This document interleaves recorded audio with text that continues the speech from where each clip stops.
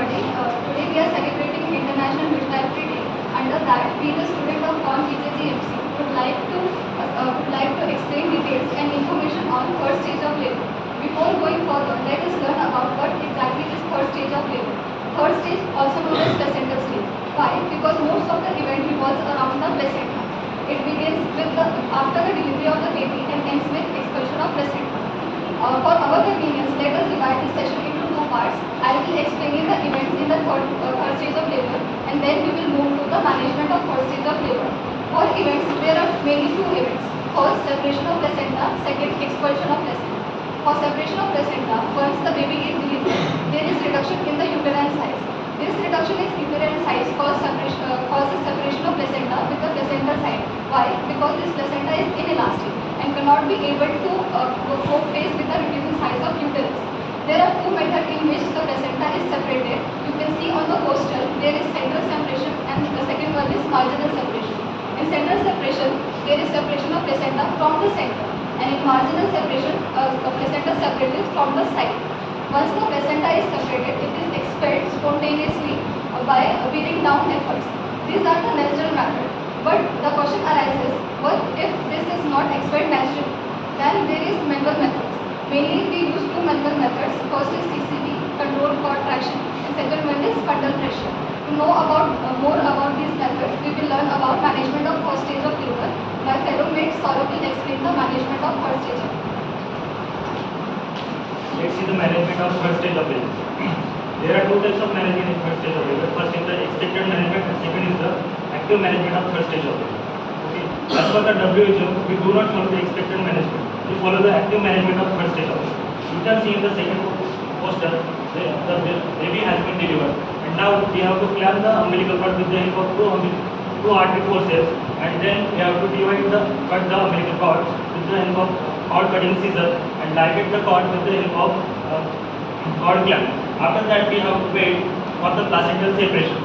Okay, in between that, what we have to do, if needed, we have to catheterize the bladder to pass the urine, and after that, we have to guard the fundus. What is the meaning of guarding the fundus? We don't have to massage the uterus until there is the placental separation. Okay, then we have to wait for the spontaneous separation of the placenta. Now the placenta is separated. Now we have to wait for the spontaneous expulsion with the aid of gravity. Okay, if the placenta is expelled, it is good, and if it does not expel and it is failed, what we have to do? We have to do the assisted expulsion. What we do in the assisted expulsion? Injection oxytocin, a unit we give iron, or injection methamphetamine 0.2 mg we give iron. And after the placenta is expelled, we have to examine the placenta and its main lens for any type of remaining part inside the uterus, and also inspect the vulva, vagina and the perineum for any type of the lacerations, infection, edema, or any type of abnormality. Now this was the expected management of third stage of the labor. Now we will see the active management of third stage of labor. And third side, what we have to do, we have to give first oxytocin 10 units or 0.2 mg methamphetamine iron, which is given within 90 seconds after the delivery of the baby. After that, you have to clamp the cord and cut the cord. After that, you are going to deliver the placenta. The two methods, one is the fundal pressure or other is the control cord traction. Why? Waiting for the first event contraction. Whenever the uterus is going to contract, at that time you are going to do the control cord traction method. After that, you are going to wait. If the procedure fails, then you will wait for 2 to 3 minutes and then try the procedure again. But if still the placenta does not come, then you will wait again for 10 minutes and you will try to again deliver the placenta. If still it fails, then you will manually try to remove the placenta. After that, you are going to examine 3 things. Firstly, examine the placenta and its membrane. After that, you are going to inspect vulva, vagina, perineum, and the last is to assess the uterine flow. Now we are going to demonstrate the third active management of the third stage of labor. So here the baby has been delivered already, and the main event here is the expulsion of the placenta. Let's see. Now delivery झाली है. Now once the baby has been delivered, you have to put the baby on the mother's abdomen, and the baby will be crawl towards the mother's breast. Now you have to do this to increase the neurological benefit of the fetus as well as to reduce the risk of the PPH in the mother. So while doing this, you have to wait for 2 to 3 minutes till the delayed cord clamping. Stop oxytocin down. Now while doing, you will still be waiting till the cord get delayed. So after that you will do the milking. Before milking you have to check the pulsation of the cord. Until unless the pulsation is complete, so we will not cut the cord. So now here the pulsation has been gone. After that I will do the milking. Just immediately after doing the milking I am gonna ligate the umbilical cord.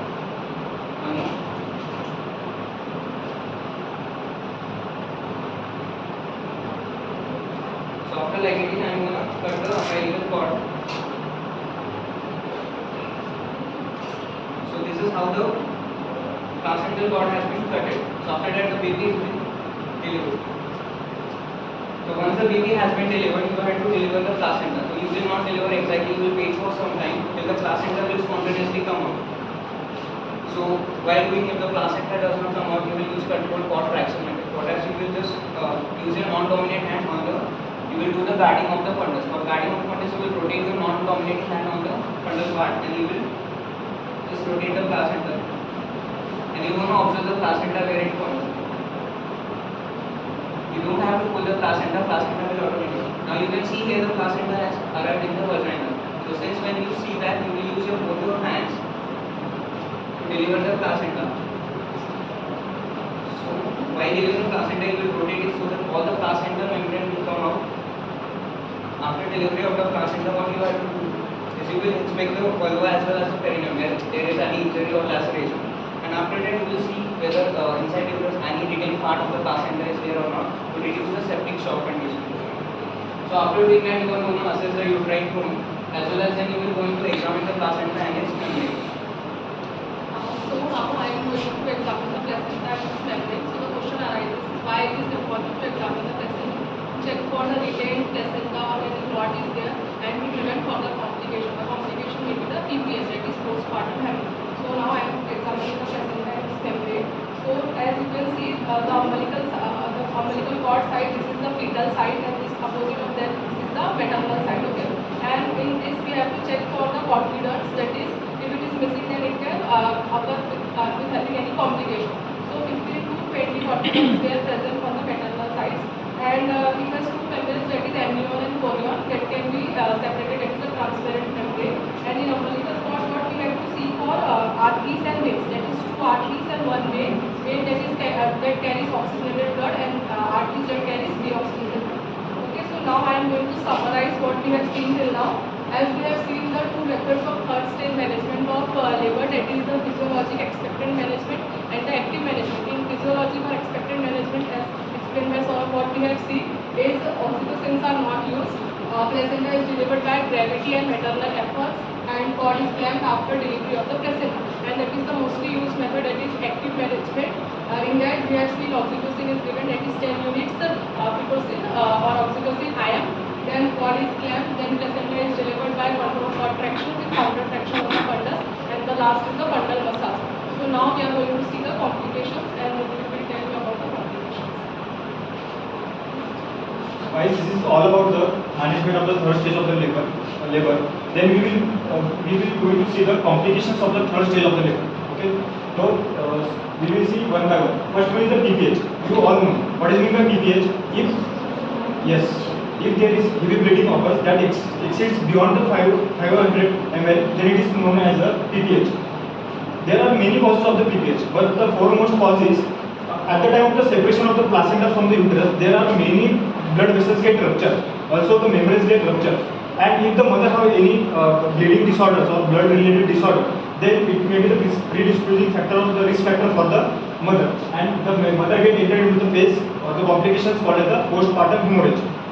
Then second one is the retained placenta.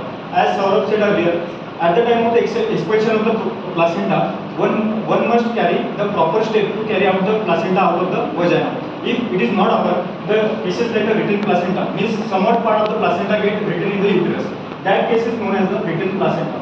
So we have to keep in the mind that for the expulsion of the placenta, the proper steps should be followed, and the inspection of the uterus after the birth of the baby should be done. Then third one is the obstetric shock. In the obstetric shock, what happens if the heavy bleeding occurs, or the amniotic embolism is get to the mother, then the hypovolemia occur and the mother get into the shock. So the condition is known as the obstetric shock, in which the heart rate get reduced, also the pulse rate is also get reduced. So in in such case, the condition is called as the obstetric shock. For the risk management, the critical care unit is always kept ready for the risk sedation and the further process. Then the inversion of the uterus. What is meant by the inversion of the uterus? Sometimes what happens, the placenta is attached to the uterus or somewhat in the uterus cavity. So at the time of the expulsion of the placenta, the uterus gets attached to the placenta, and simultaneously with the placenta, the uterus also comes out through the vagina. So in that case, such case is known as the inversion of the uterus. So for the case of the inversion of the uterus, what we should do if the inversion of the uterus occurs, the physician also retains or push back the uterus to its normal position after the expelling the placenta.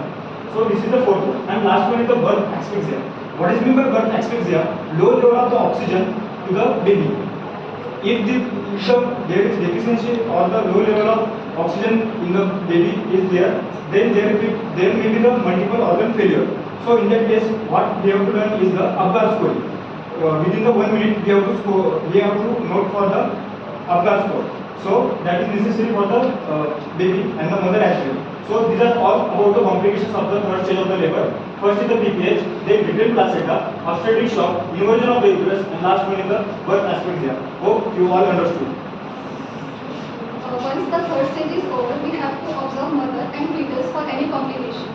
This is called observation stage. With this, we end this session and we learn about management of third stage of labor. Thank you for your cooperation and peaceful listening.